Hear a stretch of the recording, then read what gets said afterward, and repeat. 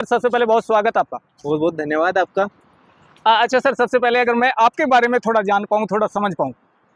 मैं मनोज मेहरिया मेरा नाम है। मैं सीकर राजस्थान से हूँ और अभी इंडियन रेवेन्यू सर्विसेज में हूँ और ये मेरा तीसरा अटैम्प्ट है। तो और सिलेक्शन दूसरे अटैम्प्ट में हुआ था। अब इस बार देखते हैं सर्विस चेंज होती है कि नहीं होती है। अच्छा, आईआरएस आप अभी हैं, आईएएस बनने की ये मुहिम चल पड़ी है, तो मुझे थोड़ा बताइए इंटरव्यू कैसा रहा आपका पहले? इंटरव्यू बहुत अच्छे गए, 2 इंटरव्यू हो गए तो दोनों बहुत सही हैं और अब बाकी तो नंबर्स पर डिपेंड करेगा कि कितने नंबर हैं। अच्छा, क्या आप कुछ रिकॉल कर पा रहे हैं? पहला सवाल, वो पहली मुलाकात, वो सामने बोर्ड और क्या आपसे पूछा गया? इस बार का जी। इस बार कोई चाइना को लेकर था क्वेश्चंस की। चाइना में उसका कम्युनिस्ट पार्टी के बेसिस पर ब्यूरोक्रेसी है, अपने इंडिया में ब्यूरोक्रेसी का सिस्टम अलग है, तो उस पर कोई ओपिनियन बेस्ड क्वेश्चंस थे। अच्छा, कोई ऐसा सवाल था जिससे आप मतलब एक तरह से हक्के-बक्के रह गए हो कि यार इसकी तैयारी मैंने की ही नहीं थी, ये आया तो कहाँ से आया? या फिर कोई ऐसा सवाल जो आपके लिए ही बना था, मैं तो इसे तैयारी करके आया था? ऐसा सवाल हक्का बक्का वाला तो नहीं था कुछ, पर ये था कि एक आरबीआई पर कुछ फैक्चुअल क्वेश्चंस पूछे थे कि आरबीआई का कौन से नंबर का गवर्नर है अभी, जो शक्तिकांत दासा है। जी। तो वो सब चीज़ें मुझे नहीं पता थी, जो फैक्चुअलिटी थी। बाकी मैं क्रिकेट खेला हुआ हूँ नेशनल तक, तो क्रिकेट से रिगार्डिंग कुछ क्वेश्चंस थे, वो पूछे गए थे, तो उसका मुझे पता था। जैसे सर क्रिकेट वाले? वही कि आईपीएल के रिगार्डिंग कुछ क्वेश्चंस थे वे, कि आईपीएल इकोनॉमी में कितना कंट्रीब्यूट कर रहा है, सही है कि नहीं है। बाकी स्पोर्ट्स से रिलेटेड वीज़ विज़ आईपीएल का जो करिश्मा है वो, सो यही ही थे मतलब। अच्छा सर, यूपीएससी की आपकी यात्रा कब से शुरू होती है, कैसे शुरू होती है? सर 2020 से चालू होती है। 2022 सिविल सर्विस 21 में मेरा पहला टाइम था, उसमें मेरा मेंस नहीं हुआ था, प्रीलिम्स हो गया था। 2022 में मैं सेलेक्ट हो गया, अभी 2023 है, बस इतनी सी है। काफ़ी सफलता प्राप्त करती हुई ये यात्रा है और इतनी सी कह देना आसान है। खैर, मैं जानना चाहूँगा कि कब आपने, कैसे आपने बहुत इसमें स्ट्रगल किया है, कैसे तैयारी की है? आपकी नीति रणनीति के बारे में अगर मैं यूपीएससी के बारे में। सर स्ट्रगल तो मैं नहीं कहूँगा कि स्ट्रगल है ना। आप एक स्ट्रेटजी बनाकर प्रिपरेशन करिए, स्मार्ट स्टडी करिए, सिलेक्शन बहुत जल्दी हो जाता है, फटाफट हो जाता है। अगर आपको बहुत ज़्यादा साल लग रहे हैं तो कहीं ना कहीं आपकी स्ट्रेटजी में गलती है ना। तो स्ट्रेटजी तो बाकी आपको इंटरनेट पर बहुत जगह मिल जाएगी, वही बेसिक सोर्सेज हैं, उनसे आप सिलेबस यूपीएससी देती है, उस सिलेबस को सोर्सेज से अपने नोट्स बनाइए, रिवीजन करते रहिए, वैल्यूएशन करते रहिए, जो करंट्स हैं उनको पढ़ते रहिए और खुद को मोरल बूस्टअप रखिए, है ना। मेहनत करोगे तो सक्सेसफुल पक्का बनोगे। ऐसा कुछ कोई नहीं है जो मेहनत करके नहीं होता है ना। तो बस और खुद पर काम करते रहिए, हमेशा अपनी पर्सनैलिटी को इम्प्रूव करते रहिए। लग ही रहा है कि राजस्थान वीरों की जो भूमि है वहाँ से हम एक पर्सनैलिटी से बात करें। अच्छा, मुझे प्रीलिम्स के बारे में थोड़ा बताइए। आजकल ये मान्यता सी हो गई है कि प्रीलिम्स बहुत टफ हो रहा है, सीसैट का लेवल बढ़ा है, तो उसके बारे में आपकी नीति रणनीति? दोनों में लेवल को लेकर नहीं बात करनी चाहिए, हमें बेसिक्स को, जो फंडामेंटल चेंजेस उसमें आए हैं उसको लेकर बात करनी चाहिए। प्रीलिम्स में क्या है, जो प्रीलिम्स का पैटर्न है उसमें चेंज लेकर आए, और एक जो ह्यूमन टेंडेंसी होती है इनर्शिया की, कि भाई चेंज को इतना जल्दी एक्सेप्ट नहीं करते हैं, कहीं ना कहीं वो दिक्कत है। बाकी जिसके फंडामेंटल्स स्ट्रॉन्ग हैं उसने प्रीलिम्स आराम से पास कर लेते हैं। फॉर एग्जांपल मेरा लास्ट ईयर 8 मई को इंटरव्यू था, 28 मई की प्रीलिम्स थी, 23 को बीच में रिजल्ट आया था, तो उस वजह से बहुत सारा टाइम वेस्ट हुआ था, मतलब डाइवर्ट हो गया। तो प्रीलिम्स की कोई स्पेसिफिक तैयारी नहीं हुई ना मेरी, लेकिन मेरा भी पास हुआ है। उसके वजह रीज़न ये है कि जो बेसिक्स होते हैं आपके, है ना, उनमें आपकी कमी निकाल नहीं पाए कोई एग्जामिनर। बाकी बेसिक्स से जो अटपटे से कोई जो सवाल आते हैं जिनको लेकर बहुत सारे कैंडिडेट्स कई बार थोड़ा सा एग्जाम में घबराहट वगैरह हो जाती है, उनसे बचना चाहिए। बचना इन द सेंस कि वो इग्नोर करने के लिए क्वेश्चंस होते हैं। आप अपने बेसिक्स को स्ट्रॉन्ग रखिए, प्रीलिम्स अपने आप होता है।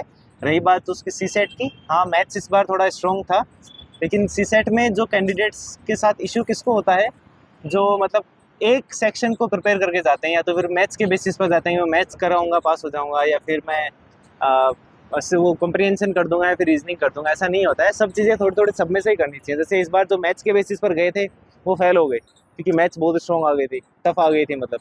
तो थोड़ा थोड़ा कॉम्प्रिहेंशन करिए, थोड़ा रीजनिंग करिए, थोड़े मैथ्स करिए, ऐसे कुल मिला के धीरे धीरे काम चलाइए। एक होलिस्टिक तैयारी की आप बात कर रहे हैं। अच्छा, सीसैट में कितना अटेम्प्ट आपने किया, अगर मैं ये सवाल कर पाऊँ? अटेम्प्ट इन द क्वेश्चंस में 45 क्वेश्चन का टारगेट लेके चलता हूँ। अच्छा, अगर हम GS1 में या GS2 में अटेम्प्ट की बात कर सके, कितने सवाल आपको लगा कि भाई इतने काफ़ी हैं, मैं इतने ही कर पाऊंगा, आगे जाऊंगा तो शायद नेगेटिव हो जाए? GS1 प्रीलिम्स की बात जी, कर रहे हैं प्रीलिम्स। यार? अब ये तो याद नहीं है मेरे को, लेकिन होते ही है मेरे लगभग 90 के आसपास तो अटेम्प्ट कर ही देता हूँ मैं। अच्छा, जब हम मेंस की तरफ आते हैं, प्रीलिम्स निकल जाने के बाद एक स्टेज हम पार कर लेते हैं, तो कौन से वे पॉइंट हैं जो आंसर राइटिंग हो गया या दूसरे विषय जिन पर आप बहुत ध्यान रखते थे कि यहाँ यहाँ समस्या हो सकती है, मैं इसे कवर कर लूंगा? ध्यान सब चीज़ों में रखना पड़ता है। आपको आंसर राइटिंग भी करनी पड़ेगी, जन्मजात किसी को नहीं आती है। बाकी आपके पास कंटेंट होना चाहिए, बिना कंटेंट के आप लिख नहीं पाओगे। फिर आपका एक टेम्परामेंट होना चाहिए एग्ज़ाम लिखने का। बहुत सारे बच्चे ऐसे होते हैं कैंडिडेट्स जिनके पास कंटेंट खूब होता है, लेकिन उसका इम्प्लीमेंटेशन अच्छा नहीं होता है। तो इम्प्लीमेंटेशन के लिए आपको प्रैक्टिस करनी पड़ेगी, पेपर्स लिखने पड़ेंगे, है ना, इवैल्यूएशन करना पड़ेगा। सेल्फ इवैल्यूएशन, सेल्फ रिफ्लेक्सिविटी बहुत ज़रूरी है इस एग्ज़ाम में, डेली करनी पड़ती है। और वो धीरे धीरे आपको चेंजेस दिखने चालू हो जाएंगे। अच्छा, ये जो आंसर राइटिंग वाली बात है, कुछ कैंडिडेट से हमारी बात की, वो घंटों घंटों लिखते हैं। कोई हमें बता रहा है कि भाई 8 घंटे मैं लिखने की प्रैक्टिस करता था, 7 घंटे। आपके लिए अगर घंटे इवैल्यूएशन के लिए मैं पूछ पाऊँ? ये इन सब चीज़ों में लिमिट करना ही नहीं चाहिए। आपको अच्छा लग रहा है उतना आप लिखिए, नहीं लग रहा छोड़िए एक काम को। ये कोई ऐसा थोड़ी होता है कि मैं आज 8 घंटे लिखूंगा, डेली 8 घंटे लिखूंगा तभी मेरा सिलेक्शन होगा। तो आंसर राइटिंग की सही नीति, इतनी देर में मुझे इतना लिखना है, फिर जो है अगले सवाल पर बढ़ जाना है। सर मिनट 7 मिलते हैं पेपर, आपको उतने में ही लिखना है, कुछ नहीं मिलेगा उसके अलावा। अच्छा, मुझे बताइए, आपने कोचिंग की है, उस रास्ते पर आप गए हैं या आप सेल्फ स्टडी से आगे बढ़े? मेरा कोचिंग से सिर्फ टेस्ट सीरीज का रिगार्ड आता है, उसके अलावा हाँ मॉक इंटरव्यू जरूर दिए इंटरव्यू प्रिपरेशन के लिए। अदरवाइज मैंने ना ही ऑप्शनल की ना ही जीएस की किसी की कोई कोचिंग नहीं करी है, ना ही ऑफलाइन ना ही ऑनलाइन। आप कोचिंग नहीं गए, लेकिन क्या वास्तव में कोचिंग सहायक है, अगर मैं यूँ पूछ पाऊँ? यार मतलब सब पर अलग अलग डिपेंड करता है। किसी को कोई पढ़ाए तभी चीज़ें समझ आती हैं, तो उसको करनी चाहिए, मतलब थोड़ी गाइडेंस मिल जाएगी। पर कोचिंग के बेसिस पे पास नहीं होगे, पढ़ना आपको पूरा उतना ही पड़ेगा जितना बिना कोचिंग वाला पढ़ता है। सही बात है, गाइडेंस आपको मिल जाता है। अच्छा, अगर मॉक्स के लिए आप गए हैं, आपने कहा कि आपने मॉक इंटरव्यूज दिए हैं या मॉक्स लगाए हैं, तो कितना डिफरेंस आप पाते हैं दोनों में? अभी आप इंटरव्यू फेस करके आए हैं, आपने पिछले साल भी इंटरव्यू फेस किया है, कितना अंतर है दोनों में? मुश्किल से कोई 1 या 2 मॉक इंटरव्यूज ऐसे होते हैं जो आपका जो मेन इंटरव्यू होता है ना यूपीएससी का, उसके आसपास होते हैं। अदरवाइज तो वही चलते रहते हैं। क्वेश्चनेयर बोलूँगा मैं, तो इंटरव्यू नहीं बोलूँगा। यहाँ पर्सनैलिटी टेस्ट होता है, वहाँ पर क्वेश्चनेयर्स होते हैं, है ना। तो मेरा पर्सपेक्टिव बेसिकली ये होता है कि मेरे को एक फॉर्मल सेटअप की आदत हो जाए, कि अदरवाइज उसको कोई कंटेंट मेरे को मिलेगा मॉक से, वो कोई बहुत ज़्यादा नहीं रहता है ना। तो इतना ही है मॉक्स का भी। क्या मैं आपकी हॉबीज़ के बारे में थोड़ा जान सकता हूँ? अरे हॉबी सब ऐसे ही लिखते हैं यार। मैंने भी क्या वॉचिंग डॉक्यूमेंट्रीज लिख रखी है ना, तो वो बस ठीक है, वैसे ही लिखते हैं। तो है इंटरव्यू का जब जिक्र आता है, तो किस विषय में डेफ बेस ज़्यादा आप उसे लगा पा रहे हैं, करंट बेस आपका रहा, या मतलब विषय वस्तु जो है आपके इंटरव्यू की वो कहाँ किसके आसपास घूमती नजर आई आपको?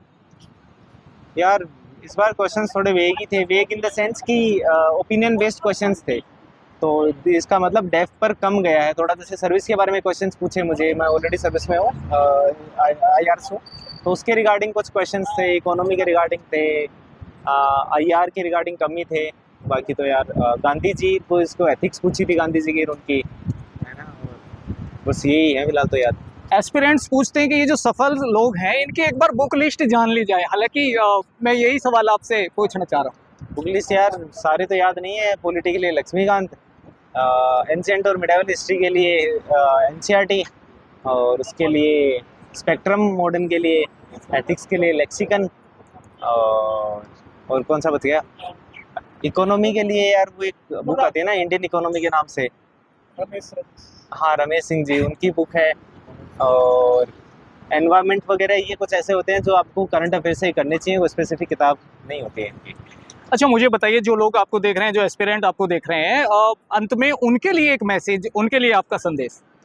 बिल्कुल भी मुश्किल एग्ज़ाम नहीं है। मुश्किल एग्ज़ाम इन द सेंस कि चैलेंजिंग एग्ज़ाम है, आपको बहुत एफिशिएंसी लानी पड़ेगी, आपको मेहनत भी करनी पड़ेगी लगातार, लेकिन ऐसा नहीं कि पास नहीं हो सकते। ये इनर्शिया जो हमेशा रहता है इसको निकालिए, आपको कंटिन्यूटी के साथ पढ़ना ही पड़ेगा। आप ऐसा नहीं कि आप 5 दिन पढ़ लिए, 2 दिन रेस्ट कर लिया, 3 दिन घूम लिए, ऐसा नहीं करना है। आपको डेली पढ़ना पड़ेगा, तो पढ़ना ही पड़ेगा। अदरवाइज़ क्योंकि करंट अफेयर्स का मार्जिन बहुत ज़्यादा है, तो वो बाद में बिल्डअप ही होता जाता है। आप एक दिन की छुट्टी लोगे तो, है ना। कंटिन्यूटी के साथ पढ़ना पड़ेगा, खुद की रिफ्लेक्सिविटी रखिए, मतलब खुद डेली एनालाइज करिए कि आप सही कर रहे हो, क्या सही कर रहे हो, क्या गलत कर रहे हो, वो चेंजेस आपको डेली करने पड़ेंगे, और बस मेहनत तो करनी पड़ेगी। बाकी ऐसा नहीं कि होगा नहीं, अगर आप मेहनत सही करोगे तो होगा पक्का। ये बात मान के चलिए। अच्छा लगा सर आपसे बात करके। उम्मीद है इस बार ये रैंक आईएएस तक पहुंच ही जाएगी और हम आपको नेतृत्व करते देखते नजर आएंगे आईएएस का, सिविल सर्विसेज का। बहुत धन्यवाद सर आपका। धन्यवाद सर।